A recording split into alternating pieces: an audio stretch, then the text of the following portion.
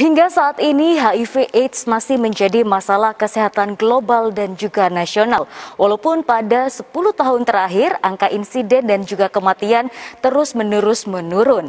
Indonesia memiliki ambisi untuk mengakhiri AIDS pada tahun 2030 bersama dengan negara-negara lainnya. Pada episode kali ini kita akan membahas tema yaitu akhiri AIDS, cegah HIV dan akses untuk semua, spesial bersama dengan Dinas Kesehatan Kabupaten Malang dalam program Healthy Lifestyle, Let's Be Healthy and Happy People.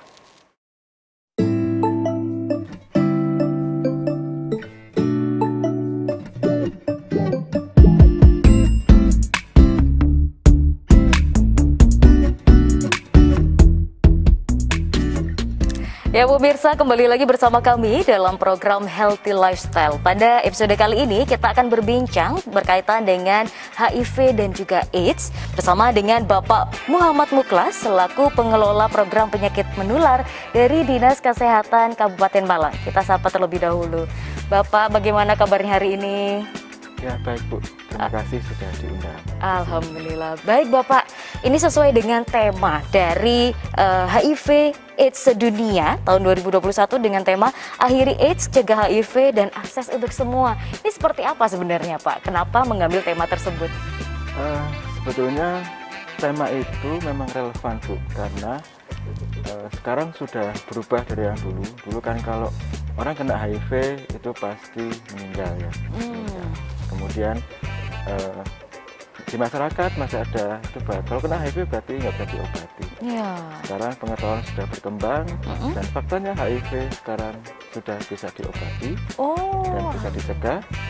Dan yang paling menarik juga sebetulnya seorang bayi yang lahir dari ibu HIV itu bisa menjadi bukan HIV dengan teknik PPIA. Prevalensi insidennya bisa turun sampai di bawah 2%. Dari seorang ibu yang atau mungkin dari bapak ibu HIV, bayinya jadi tidak HIV. Kabupaten Malang pernah 2018 melakukan testing pada bayi, anak yang dilahirkan dari ODA, 20 semuanya negatif dari HIV dengan teknik PCR yang paling tinggi Bu. Jadi tema itu relevan karena masih ada harapan, asal kita mau periksa, mau disiplin, semuanya pasti tidak tertular Bu. Oke, baik. Sebelum berbicara lebih lanjut Pak mengenai hal tersebut, mungkin pemirsa ini juga masih ada yang bingung, apa sih sebenarnya bedanya HIV dengan AIDS? Karena kalau kita baca di pemberitaan itu selalu dijadikan satu. Apakah sebenarnya memang maknanya sama atau berbeda? Ya, jadi kita bilang AIDS dulu. Ya, jadi AIDS itu merupakan kelanjutan dari HIV. HIV sendiri itu merupakan sebetulnya nama virusnya, Human Immunodeficiency Virus. Sesuai dengan namanya, berarti human kan manusia. Immunodeficiency itu dia menyebabkan gangguan di sistem kekebalan virus. Jadi virusnya itu langsung merubah, menyerang sistem kekebalannya. Ini uniknya dari HIV, bahwa sel kekebalan ketika diserang oleh virus HIV, dia akan menjadi virus baru. Nah, sehingga ketika kita punya sel kekebalan yang ada jumlahnya, ketika sel kekebalan itu terus turun karena diserang oleh HIV, maka suatu ketika kita nggak punya perisai, dan itulah disebut dengan AIDS. AIDS adalah ketika banyak penyakit yang masuk pada kita akan timbul gejala. Gambarannya seperti ini kalau orang kena HIV itu. Karena kekebalan kita bagus, contoh nih ibu misalkan flu ya, flu biasa, atau mungkin diare yang sering diare. Ibu diare paling karena salah makan atau apapun, paling 2 hari paling lama sembuh sendiri ya Bu ya, tanpa obat. Di orang dengan gangguan sistem kekebalan, waktunya lebih panjang. Itu bedanya. Tapi lagi-lagi sekarang di penderita HIV yang sudah minum obat, maka itu akan seperti orang normal. Satu kunci Bu, orang HIV ODA yang sudah minum obat rutin selama 2 tahun, kemudian jumlah virus kopinya kurang dari 1000 kopi, maka sebetulnya usia hidupnya sama dengan orang penderita diabetes terkontrol. Oh. Ibu tahu diabetes kan sama nggak ada obatnya toh? Iya. Tapi karena dia rajin minum obat, banyak orang tua kita, saudara kita tetap sehat. Sama nanti HIV seperti itu, dan itu akan menjelaskan kenapa tagline-nya seperti itu. Oke. Baik, kalau kita berbicara gejalanya Pak, mungkin masyarakat juga masih banyak yang belum paham gitu. Kalau kira-kira yang mudah dipahami, orang yang terkena HIV itu kurang lebih seperti apa sih gejalanya? Mungkin ada penyakit batuk pilek atau bagaimana Pak? Gejala, jadi HIV itu ada stadium. Stadium yang akan muncul gejala ketika sudah stadium 8, stadium 3 dan 4. Tapi ketika stadium 1 tidak ada gejala sama sekali. Ada gejala ketika awal infeksi seperti penyakit flu biasa, demam, meriang gitu. Jadi kalau ditanya gejala, ya hampir tidak ada kecuali ke stadium 8. Karena nanti kalau kita ingin tahu kita kena apa tidak, ya harus tes. Itu jalan tengah tes. Tanpa tes, kita cuma bisa menduga-duga. Oke, nah siapa saja Pak yang harus melakukan tes ini? Kita akan lihat dulu bagaimana moda transmisi dari HIV ya. HIV itu, tadi kan ada pertanyaan kemarin ya, seberapa cepat sih menular gitu kan, itu pertanyaanku di masyarakat. HIV itu sebetulnya penyakit yang sangat sulit untuk menular. Itu kuncinya dulu, sangat sulit untuk menular. Kenapa? Karena dia tipenya bloodborne, berarti lewat sistem darah. Beda dengan airborne, kayak COVID itu airborne. Kalau kita bilang COVID misalkan, berarti semua orang yang dekat langsung tes. Gitu. Kalau HIV karena bloodborne disease, berarti menularnya adalah lewat satu adalah hubungan seksual yang tidak aman, yang tidak terlindungi oleh pelindung. Kemudian dari jarum suntik, kemudian jarum suntik yang berganti-gantian. Kemudian juga dari lewat air susu ibu, sehingga dari moda itu kita sudah bisa siapa yang harus tes. Satu, ketika kita adalah multi-sex partner. Wah. Oke, wah ini menarik Pak. Kita akan lanjutkan pembicaraan terkait ini, siapa saja yang bisa terkena HIV dan AIDS, tapi di segmen berikutnya. Jangan kemana-mana, tetap di Healthy Lifestyle.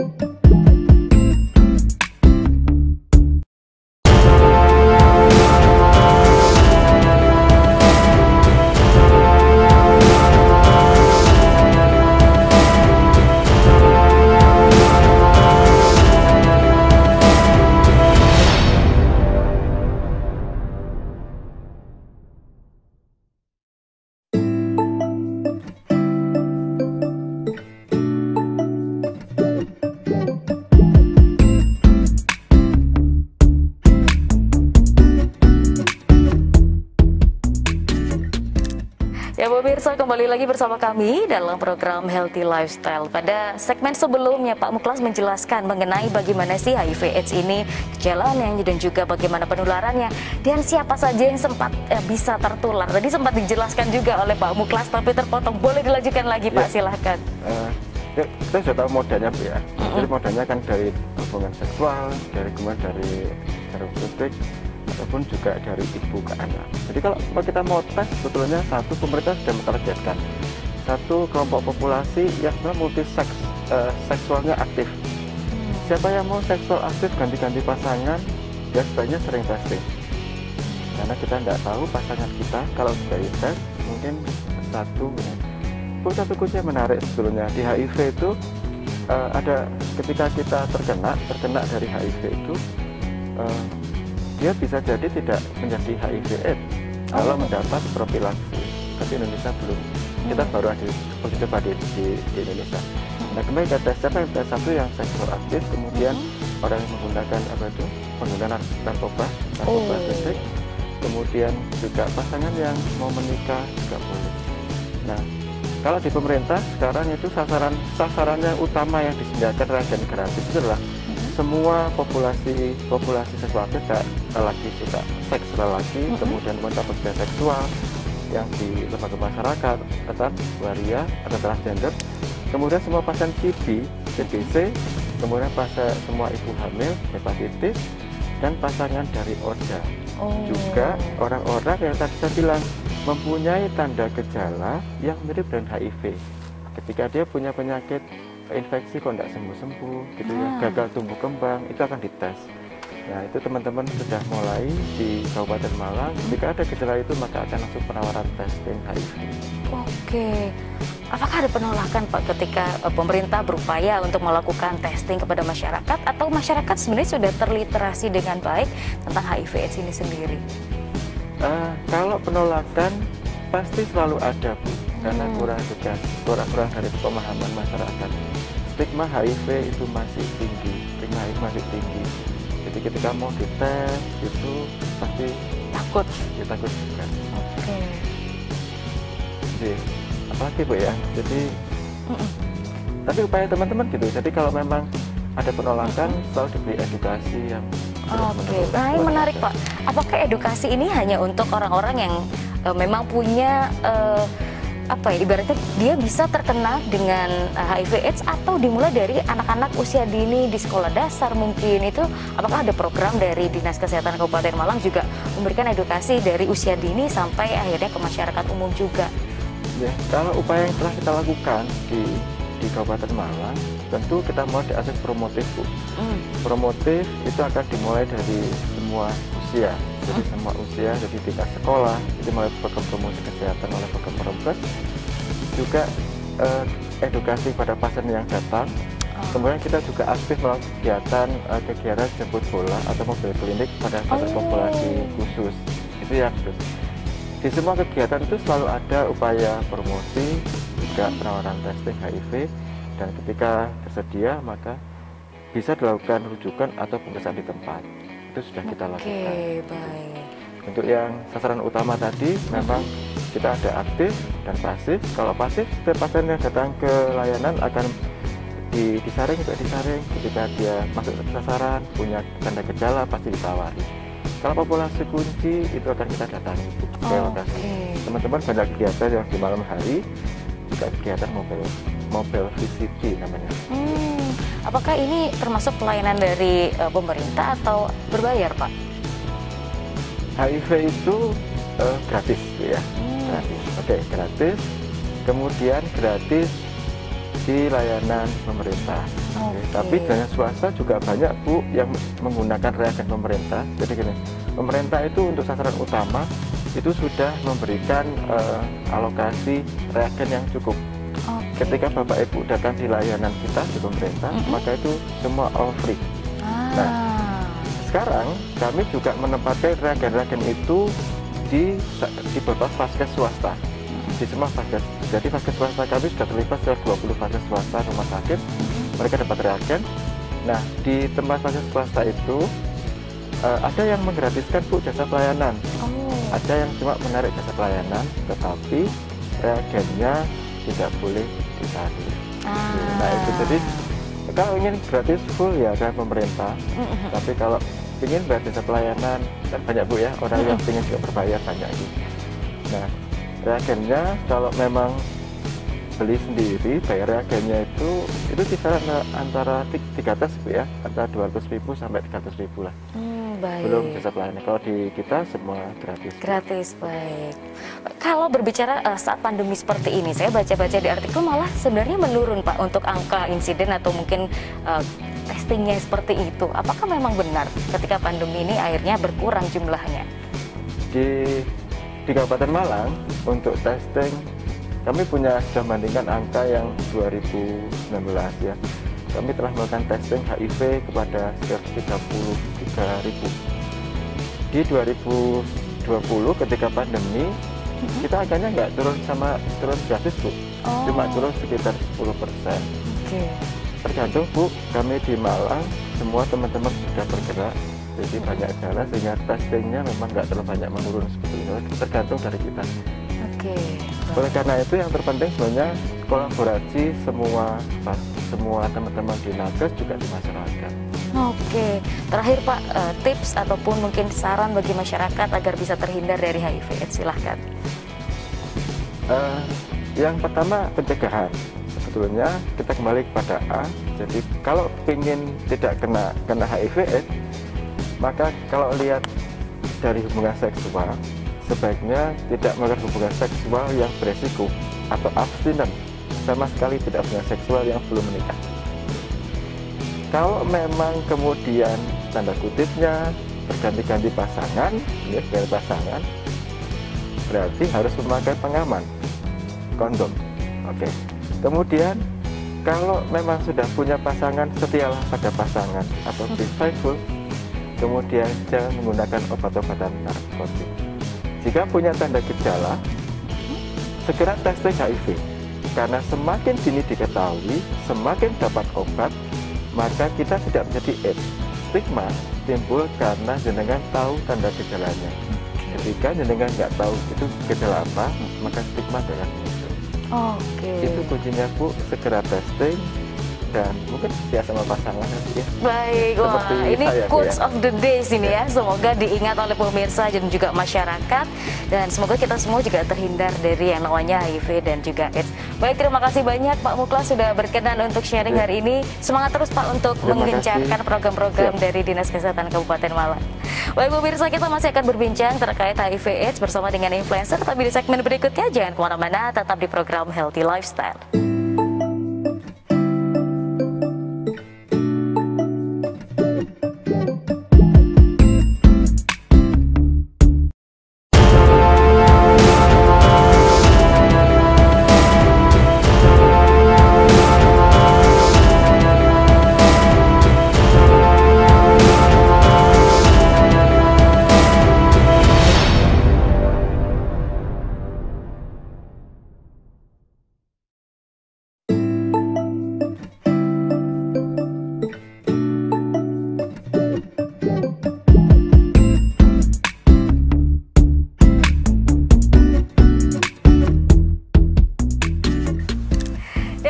Kembali lagi bersama kami dalam program Healthy Lifestyle. Pada episode kali ini kita masih akan berbincang mengenai kerentanan ibu hamil terhadap beberapa penyakit, khususnya yaitu penyakit TBC dan juga HIV. Nah, pada segmen kali ini kita berbincang dengan Dr. Salsabila Gina Anoraga. Beliau seorang influencer dan juga dokter, dan juga pernah menjabat sebagai Wakil 1 Roro Duta Wisata Kabupaten Malang tahun 2014 dan juga Winner Duta Mahasiswa Berencana Kabupaten Malang tahun 2016. Kita sapa terlebih dahulu. Mbak Bila, gimana kabarnya hari ini?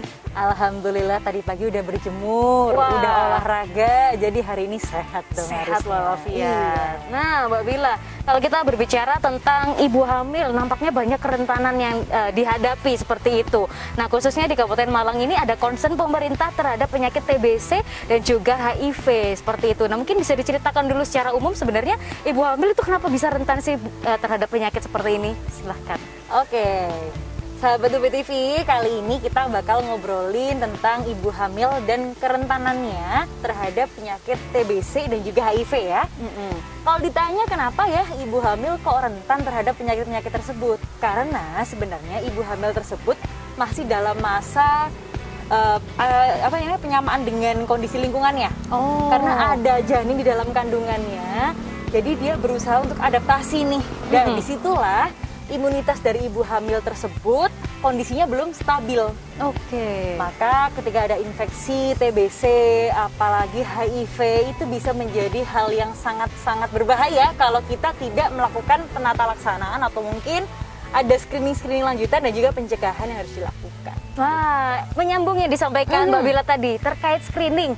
Nah, kapan sih sebenarnya ibu hamil tuh harus melakukan screening agar tahu kondisinya tuh bagaimana? Ketika usia kandungan berapa, Mbak Bila? Oke, sebenarnya ya kalau untuk ibu hamil screening HIV dulu ya. HIV itu harus dilakukan sebelum menikah malah.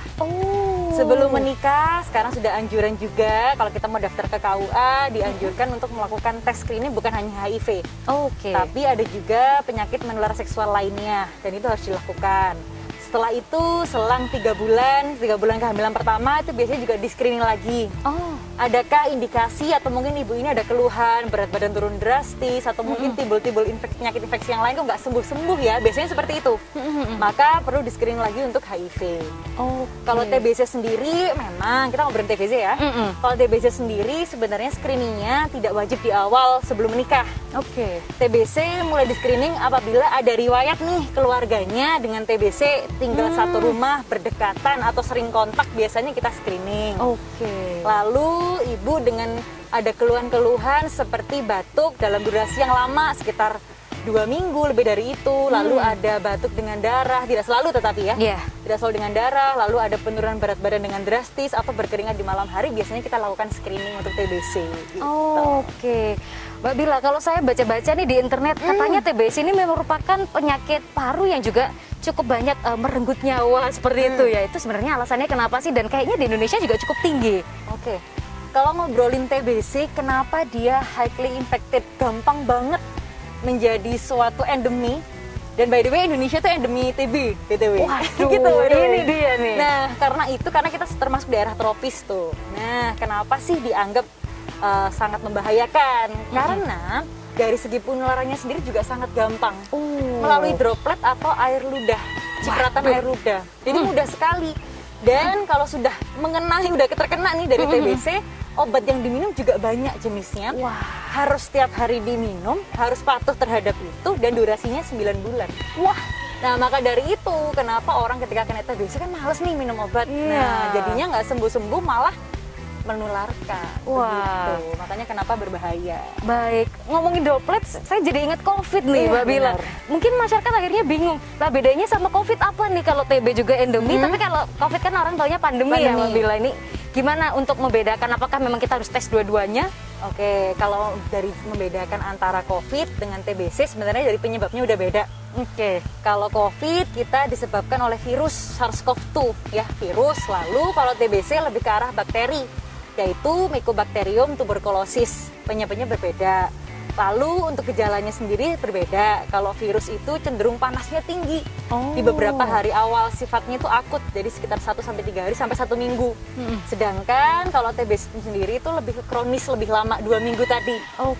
Jadi harus curiga kalau memang demam tinggi dalam waktu beberapa hari dan memasuki beberapa kriteria COVID, monggo silakan langsung swab. Gitu ya. Sedangkan kalau TBC berbeda, kita metode pemeriksaannya tidak dengan swab tetapi melalui TCM, pakai PCR juga tapi khusus untuk TBC, atau kita pemeriksaan dahak. Jadi kita mengeluarkan dahak di pagi hari seperti itu. Baik, Mbak Bila. Nah, ini berkaitan dengan pencegahan atau mungkin ada tips and trik bagi ibu hamil untuk bisa menghindari penyakit-penyakit yang rentan untuk dikenai seperti TBC ataupun HIV. Silahkan untuk disampaikan ke pemirsa. Kalau ngobrolin seputar pencegahan, sebenarnya ada beberapa tahapan ya. Sebelum atau primer itu ketika dia belum terkena HIV ini. Misalnya kita ngobrolin HIV dulu ya. Sebelum terkena HIV, apa sih what should I do? Apa yang harus aku lakuin? Yaitu biasanya kita kenal dengan ABCDE. Apaan tuh? ABCDE itu abstinen, kita puasa dulu. Kalau emang kita belum nikah, jangan dulu lah kita berhubungan seks gitu. Lalu yang kedua ada B, be faithful, yaitu setia, jangan berganti-ganti pasangan. Itu paling kenceng ya, itu penting soalnya kan, apalagi di era seperti ini banyak kebosanan di rumah aja, akhirnya pikirannya kemana-mana. Lalu masih ada lagi nanti concern untuk edukasi, CDE ada edukasi, lalu hindari penggunaan narkoba untuk drugsnya dan seperti itu. Dan yang terakhir ada C, itu ketinggalan di tengah ya. C itu adalah use condom. It means kita harus menggunakan pelindung ketika berhubungan seks kalau memang pasangan kita rentan terhadap HIV tersebut. Itu pencegahannya. Lalu untuk wanita nih yang udah kena HIV, pingin punya anak gimana caranya? Minum dulu ARV, itu adalah obat untuk HIV. Meskipun minumnya harus seumur hidup ya, ada kerentanan tertentu harus diminum. Nah, diminum dulu, ketika kadar tertentu kita nanti ada ukurannya. Dokter tuh biasanya kayak ngelakuin screening lagi setiap berapa bulannya untuk dicek boleh nggak sih orang ini bisa punya anak gitu. Jadi jangan keburu-buru, aku udah HIV nih, aku langsung punya anak wes, nah jangan gitu ya. Ada jangka waktu tertentu di mana obat itu harus masuk dulu, baru dia merencanakan punya anak.